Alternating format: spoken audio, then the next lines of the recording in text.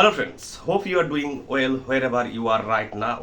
হিন্দুরা নিজেরাই confuse totally, অর্থাৎ 99% ব্যক্তি অর্থাৎ হিন্দু অনুগামীরা জানেন না ভালোভাবে যে কোনটা তাদের ধর্মগ্রন্থ, কোনটা তাদের পথ, কি করলে তারা আধ্যাত্মিক হতে পারবেন, কি করলে বা কোন উপায়ে বা কিভাবে তারা জানবেন যে হিন্দু ধর্ম আসলে কি।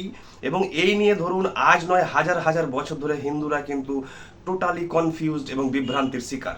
তো একটি কথা ভালো করে মনে রাখবেন যে প্রত্যেক সভ্যতার একটি করে পৃথক পৃথক ধর্মগ্রন্থ এসেছে বা আছে। যেমন ধরুন ইসলামের ধরুন কোরআন, বা ক্রিশ্চিয়ানিটির ধরুন বাইবেল, বা জুরাস্ট্রিয়ানিজম ধরুন জেন্দ আবেস্তা, তেমনি বুদ্ধিজমের ধরুন ত্রিপিটক, বা ধরুন তাহলে হিন্দু ধর্মের কোন বইটা আসলে হিন্দু ধর্ম গ্রন্থ বা জ্ঞান গ্রন্থ। কেউ বলে যে উপনিষদ, কেউ বলে রামায়ণ মহাভারত, কেউ বলে ব্রহ্মসূত্র, কেউ বলে অষ্টবক্র সংহিতা, কেউ বলে শিবাসূত্র।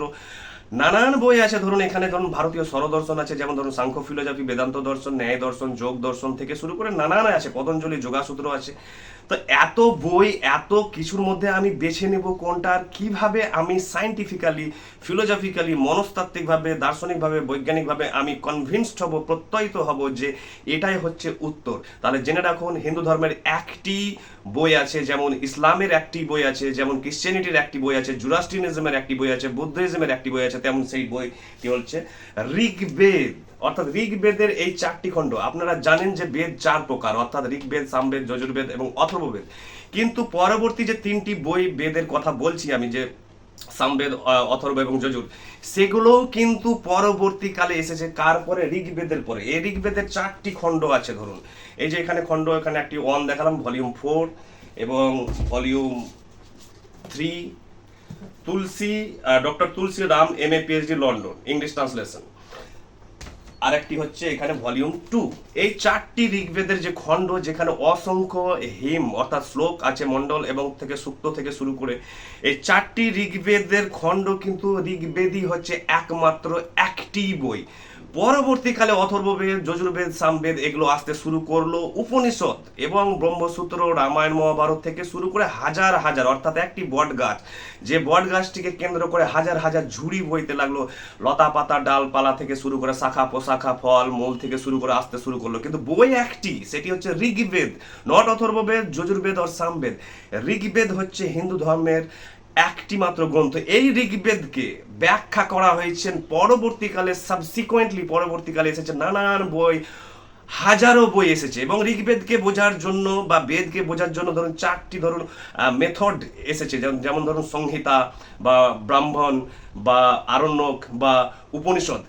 এই কেন্দ্র করে, একে কেন্দ্র করে পরবর্তীকালে শয়ে শয়ে বই দেখা গিয়েছে। কিন্তু এই বইগুলো সবগুলো কি ধর্মগ্রন্থ বা শাস্ত্র? কোনোটাই শাস্ত্র নয়, কোনোটাই কিছু নয়। এগুলো যেমন পুরাণ, এগুলো কিছু নয়। কোন অর্থে? অর্থাৎ এগুলো সব হচ্ছে ঋগ্বেদকে কেন্দ্র করে এসেছে। অর্থাৎ ঋগ্বেদ হচ্ছে মেন টেক্সট বই। যেমন আপনি স্কুলে একটি টেক্সট বই পড়ছেন, বাংলা পড়ুন বা ইংরেজি পড়ুন, তাকে কেন্দ্র করে হাজারো পাবলিকেশন এসেছে। ধরুন মানে বই, রেফারেন্স বই, যেমন ধরুন ছায়া প্রকাশনী, বা ধরুন রায়ান মার্টিন থেকে শুরু করে, প্রান্তিক থেকে শুরু করে, যেমন আমরা হাজারো টেক্সট বইকে কেন্দ্র করে হাজারো রেফারেন্স বই আমরা দেখতে পাই। ধরুন হাজার হাজার, তেমনই হচ্ছে এগুলো হচ্ছে রামায়ণ মহাভারত থেকে শুরু করে, উপনিষদ থেকে শুরু করেন, কারণ উপনিষদও বেদে আছে। রামায়ণ মহাভারতের যা টিচিং আপনি দেখছেন, যা জ্ঞান তত্ত্ব দেখছেন, সব বেদে আছে। অর্থাৎ ব্রহ্মসূত্র আপনি যা দেখছেন সব বেদে আছে। অষ্টবক্র সংহিতা যা আপনি দেখছেন সব বেদে আছে।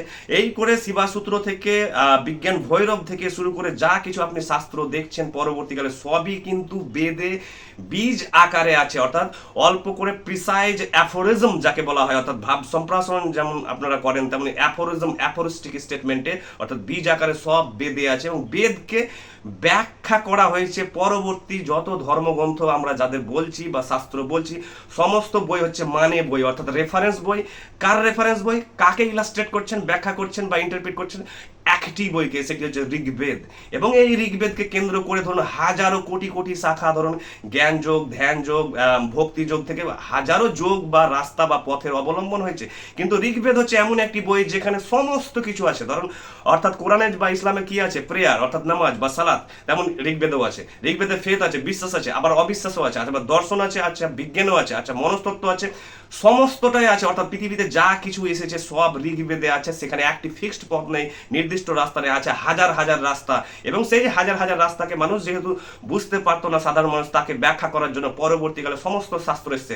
কিন্তু এই ঋগ্বেদ বাদে যতগুলো শাস্ত্র এসছে সব শাস্ত্র হচ্ছে সেকেন্ডারি ইম্পর্টেন্স, অর্থাৎ তার গুরুত্ব কিন্তু পবিত্র বা আমরা যে হাই স্ট্যাটাস দিচ্ছি সেরকম কোনো ব্যাপার নেই। এখানে মেজর যে সোর্স বুক হচ্ছে মাদার, অর্থাৎ মাতৃগর্ভ, যার মাতৃগর্ভ থেকে যে উৎস থেকে সমস্ত ধর্মগ্রন্থ এসেছে, ধরুন সেটি হচ্ছে ঋগ্বেদ। ঋগ্বেদ থেকে এসেছে পরবর্তীকালে, আমি যেমন বললাম, রামায়ণ মহাভারত থেকে শুরু করে সমস্ত কিছু। এবং পরবর্তীকালে এসেছে জুরাস্ট্রিয়ানিজম, জুডাইজম, ক্রিশ্চিয়ানিটি এবং ইসলাম। এবং এই ঋগ্বেদ হচ্ছে হিন্দু ধর্মের আসল বই এবং প্রথম এবং শেষ বই। তাই হিন্দুদের হাজারো বই নেই, হাজারো শাস্ত্র নেই, হাজারো ধর্মগ্রন্থ নেই, হিন্দুদেরও একটি বই, সেটি হচ্ছে ঋগ্বেদ। যতগুলো ঋগ্বেদ ছাড়া যতগুলো বই আছে হিন্দু ধর্মে সবগুলো হচ্ছে কিন্তু মানে বই, রেফারেন্স বই। সেই ঋগ্বেদকেই ব্যাখ্যা করা হয়েছে বিভিন্নভাবে, কোনোটাই পুরাণে হয়তো বা রামায়ণ মহাভারতে গল্পের আকারে, কোনোটা দর্শনের আকারে, যেমন ভারতীয় স্বরদর্শন বলুন বা ধ্যান যোগ বলুন, যা কিছু এসেছে পরবর্তীকালে সবকে ব্যাখ্যা করা হয়েছে ঋগ্বেদকে বোঝার স্বার্থে, যাতে মানুষ সহজে বুঝতে পারেন। তাহলে আমরা কি দেখছি? আমরা দেখছি যে ইসলামে অর্থাৎ মুসলিমদের যেমন একটি বই অর্থাৎ কোরআন, এবং কোরআনকে কেন্দ্র করে ধরুন সিরা এসছে, ধরুন হাদিস এসছে, ধরুন হাজারো জিনিস এসেছে, যেমন তেমন বাইবেলকে কেন্দ্র করে অসংখ্য জিনিস এসেছে, এবং সব হচ্ছে পরবর্তীকালে কোরআনকে বোঝার জন্য, অন্য কাউকে বোঝার জন্য নয়, শুধু কোরআনকে বোঝার জন্য। যেমন হাজারো শাখা পোশাখার জন্ম নিয়েছে, তেমনি ঋগ্বেদকে বোঝার জন্য শুধু কিন্তু সমস্ত পরবর্তীকালে শাস্ত্র বলি বা ধর্মগ্রন্থ বলি সেগুলো বই এসেছে। কিন্তু একটি বই, সমস্ত সভ্যতার যেমন একটি বই থাকে, তেমনি হিন্দুদেরও একটি বই, সেটি হচ্ছে ঋগ্বেদ। Thank you.